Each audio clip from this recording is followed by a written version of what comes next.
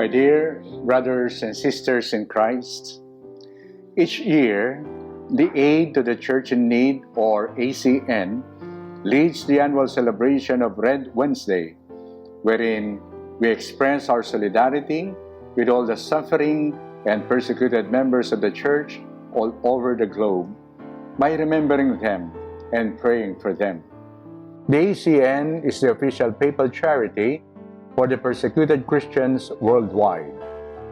Last January 25, 2020, we officially institutionalized the Red Wednesday celebration in all our dioceses here in the Philippines.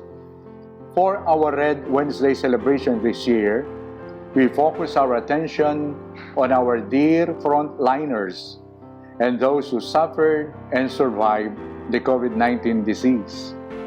It is entitled, Red Means Love, One Church Against COVID-19.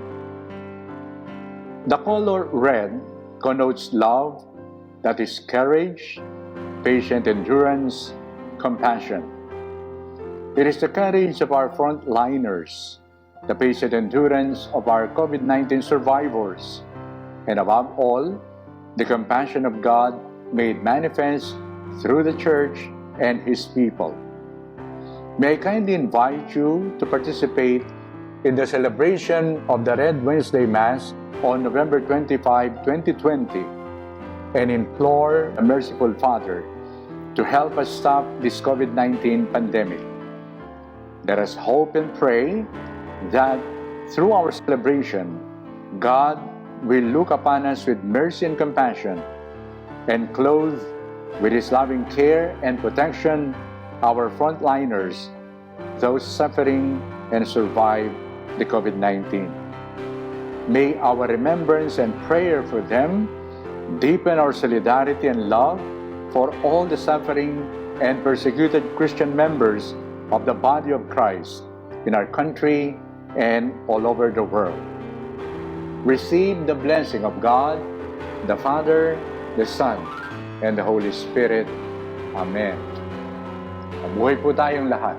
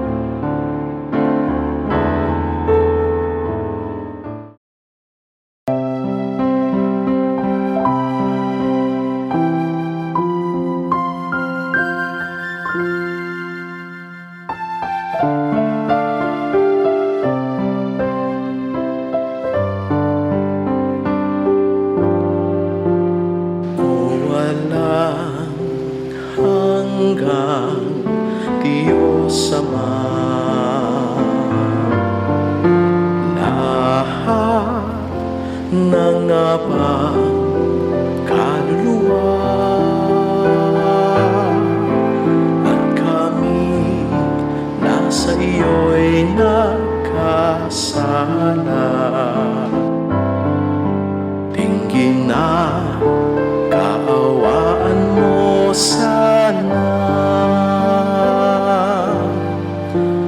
ang banal na dugo ni Kristo.